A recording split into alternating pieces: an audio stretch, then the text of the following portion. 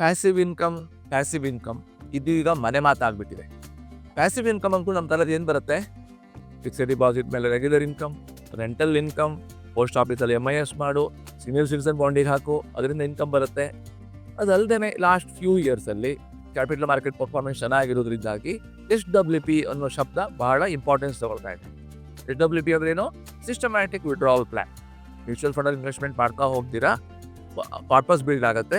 ಆ ಕಾರ್ಪಸ್ನಿಂದ ಪ್ರತಿ ತಿಂಗಳು ಒಂದು ಪೋರ್ಷನ್ ಆಫ್ ದಿ ಅಮೌಂಟ್ ನಿಮ್ಮ short term, medium term, long term ಗೋಲ್ಸಿಗೆ ಹೊಂದ್ಕೊಂಡು ವಿಡ್ರಾ ಮಾಡ್ತಾ ಬರ್ಬೋದು. ಲಾಸ್ಟ್ ಫ್ಯೂ ಇಯರ್ಸ್ ಪರ್ಫಾರ್ಮೆನ್ಸ್ ತುಂಬ ಚೆನ್ನಾಗಿದೆ ಕ್ಯಾಪಿಟಲ್ ಮಾರ್ಕೆಟಲ್ಲಿ. Flexi cap fund, large and mid cap fund, ಬೇರೆ ಬೇರೆ ಮ್ಯೂಚುವಲ್ ಫಂಡ್ ಕ್ಯಾಟಗರಿಯ ಫಂಡ್ಸ್ಗಳು 10-15 ವರ್ಷದಲ್ಲಿ 15-16% ರಿಟರ್ನ್ಸ್ ಕೊಟ್ಟಿದ್ದಾವೆ. ನಿಮ್ಗೆ ಆ ರಿಟರ್ನ್ಸ್ ನೋಡಿಬಿಟ್ಟು ನಾನು ಈ ಥರ ಇನ್ವೆಸ್ಟ್ ಮಾಡಿಬಿಟ್ಟು ಒಂದು 8-10% ಪ್ರತಿ ವರ್ಷ ತಗೊಳ್ಬೋದಲ್ವಾ ವಿಡ್ರಾವಲ್ ಅಂತ ನಿಮ್ಮ ತಲೆಗೆ ಬರ್ಬೋದು. ಖಂಡಿತ ನೆಕ್ಸ್ಟ್ 10-15 ಇಯರ್ಸಿಗೆ ನಿಮಗೆ ರೆಗ್ಯುಲರ್ ಇನ್ಕಮ್ ಬೇಕಂತಿದ್ರೆ ಹಿಸ್ಟಾರಿಕಲ್ ರಿಟರ್ನ್ಸನ್ನು ನೋಡಿಬಿಟ್ಟು ಪ್ಲ್ಯಾನ್ ಮಾಡಬೇಕು. ನಿಮ್ಮ ಹಣ ಮ್ಯೂಚುವಲ್ ಫಂಡ್ಸಿಗೆ ಹಾಕ್ತಿರಲ್ವಾ, ಆ ಫಂಡ್ ಮ್ಯಾನೇಜರ್ಸೇ ಹೇಳ್ತಾ ಇದ್ದಾರೆ next 10-15 year return expectation should be just 12%, 13% or 10%. So ನೀವು ನಿಮ್ಮ medium term, long term financial goal, regular income goal match ಮಾಡಲಿಕ್ಕೆ ನಿಮ್ಮ ರಿಟರ್ನ್ ಎಕ್ಸ್ಪೆಕ್ಟೇಷನ್ ಒಂದು 10-12% ಇರಲಿ. ರೆಗ್ಯುಲರ್ ಏನು ವಿಡ್ರಾವಲ್ ತಗೊಳ್ತೀರಾ SWP ಮೂಲಕ, ಅದು 5-6% ಇರ್ತದೆ. ಅದು ಕಡಿಮೆ ಆಗುತ್ತಲ್ವಾ ಅಂತ ಹೇಳ್ಬೋದು ನೀವು.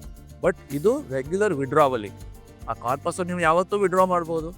ನೀವು ಪ್ರತಿ ವರ್ಷ 6% ರೇಟಲ್ಲಿ ವಿಡ್ರಾ ಮಾಡ್ತಾ ಇದ್ದೀರಾ ಅಂದ್ಕೊಳ್ಳಿ. ಅಲ್ಲಿ ಕಾರ್ಪಸ್ ಬೆಳೀತು, ಅವಾಗ ಏನು ಮಾಡ್ಬೋದು?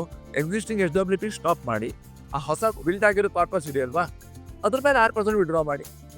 ಅಥವಾ ಆ ಬಿಲ್ಡ್ ಆಗಿರೋ ಕಾರ್ಪಸ್ಸಿಂದ 1% ವಿಡ್ರಾ ಮಾಡ್ಬೋದಲ್ವಾ, ಅದನ್ನು ಮಾಡ್ಬೋದು.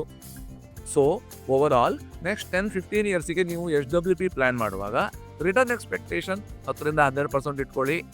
ವಿಡ್ರಾವಲ್ ಪರ್ಸೆಂಟೇಜ್ ನಿಮ್ಮ ಕಾರ್ಪಸ್ಸಿನ 5-6% ಮಾತ್ರ ಇಟ್ಕೊಳ್ಳಿ. ಇದು ನಿಮ್ಮ ಫಿನಾನ್ಷಿಯಲ್ ಇಂಡಿಪೆಂಡೆನ್ಸಿಗೆ ಹೆಲ್ಪ್ ಆಗುತ್ತೆ. ನಿಮ್ಗೆ ಈ ವಿಡಿಯೋದಿಂದ ಹೆಲ್ಪ್ ಆಗಿದೆ ಅಂದ್ಕೊಂಡಿದ್ದೀನಿ. ಇದನ್ನು ಯಾರಿಗೆ ಫಾರ್ವರ್ಡ್ ಮಾಡಬೇಕಂತ ಗೊತ್ತಿದೆ ಅಲ್ವಾ?